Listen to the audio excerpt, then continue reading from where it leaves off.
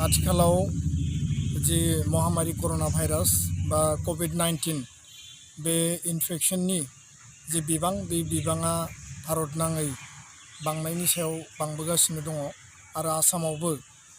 गुवाहाटीखौ लानानै आरो गुबुन गुबुन जायगायाव बे इनफेक्शन बा इनफेक्टेड पार्सननि अनजिमाया सानफा एफा बियो बांबोगासिनो दङ आरो दासान्दि भारत सरकारनि डाइरेक्टिभ मथे आरो लोगोसेयैनो आसाम सरकारा भारत सरकारनि अर्डारखौ फालिनानै आसामनि बायजोआव थानाय आसामनिनो थागिबि जायफोर सुबुंफोर स्टुडेन्ट हिसाबै दङमोन आरो लोगोसे खामानि मावनो कम्पानियाव थाहैदोंमोन बिजनेस मावदोंमोन बा साख्रि बाख्रि मावनाय बिथांमोनखौ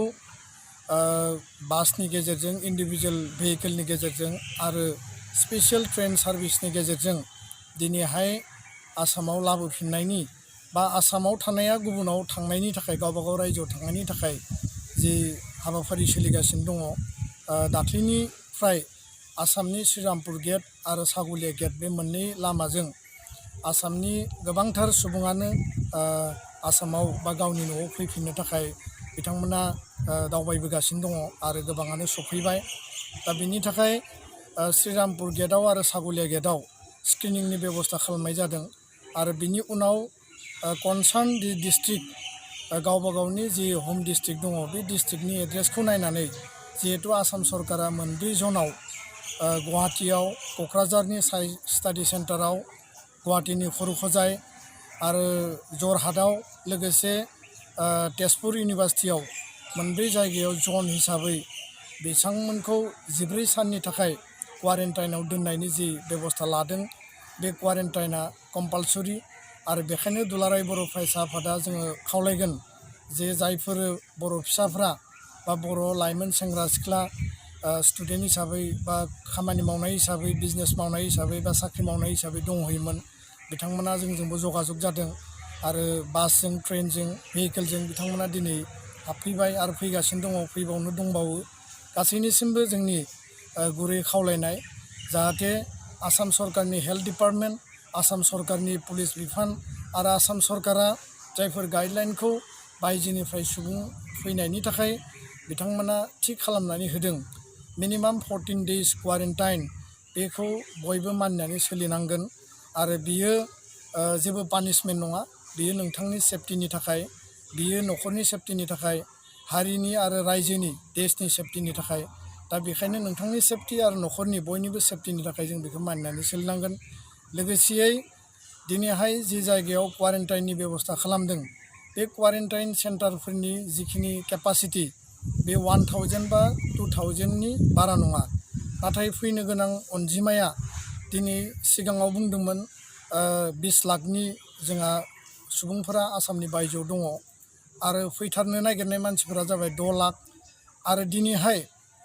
आसाम सरकारा आरो बुंफिनदों जे जोङो 2-3 लाखनि बारा सुबुंफोरखौ जुदि लाबोयोब्ला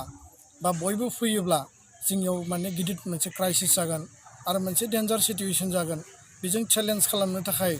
जोङो नाजागोन खिन्थु बियो जोबोर गिख्रंथाव बेखौ आसामनि health minister doctor Himanta Biswa Sharma बा चिफ मिनिस्टार सर्बानन्द सन'वाल बिथांमोना खावलायगासिनो दं बुंगासिनो दङ दा जायफोरा फैनो नागिरदों बिथांमोनखौ आसाम सरकारा लाबोआ होननानैबो बुङाखै लाबोनाया बयनिबो डिउटि आरो रेसपन्सिबिलिटि भारत सरकारा बुंदों जे गावबागाव रायजोनि सुबुंखौ जाय थांनो लुबैदों बिथांमोनखौ लाना फैफिननांगौ होननानै दा बेखायनो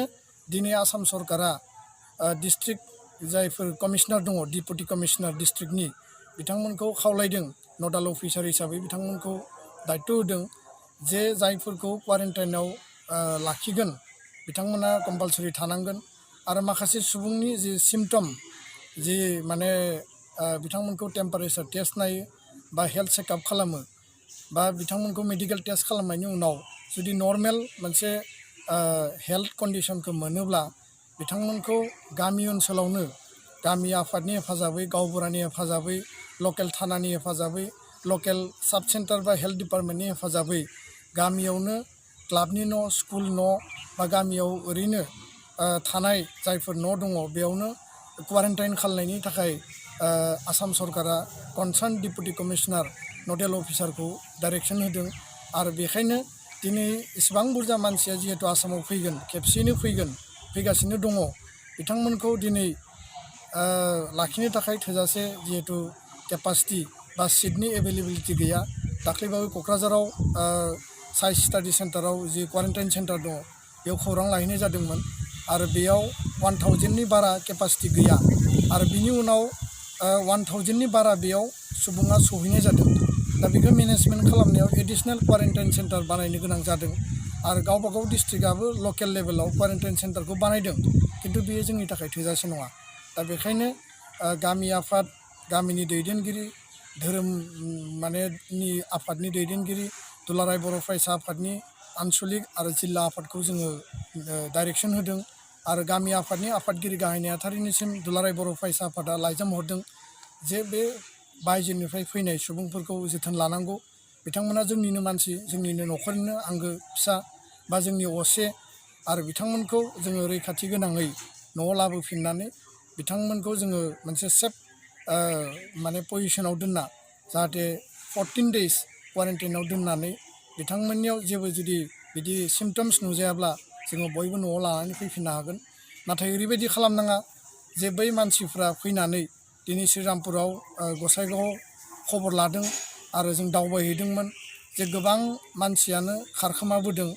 गेट मोनफैनायनि उनाव गुबुन गुबुन साबवे लामाजों बिथांमोना खारखोमानानै फैदों। गोबां लामाफोर दङ,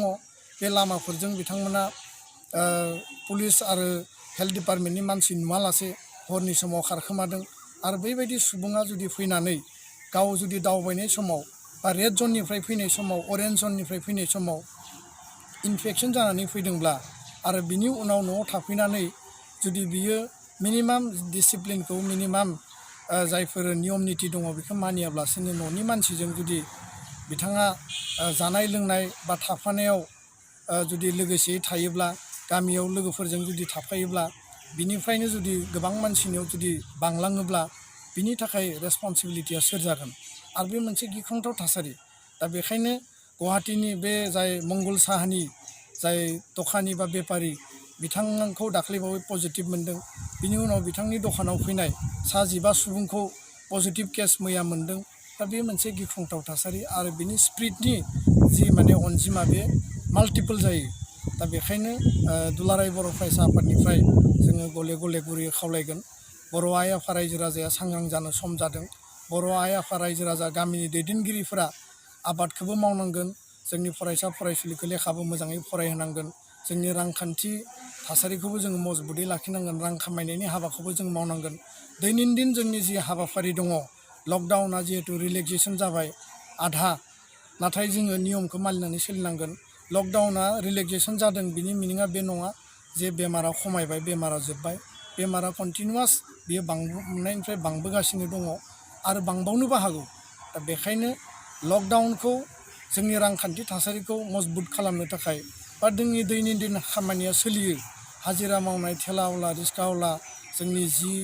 बा नोङो मैगं फाननानै जानाय बा जोंनि आइ आफा खेथियकफ्रा जाहाथे गावबा गावनि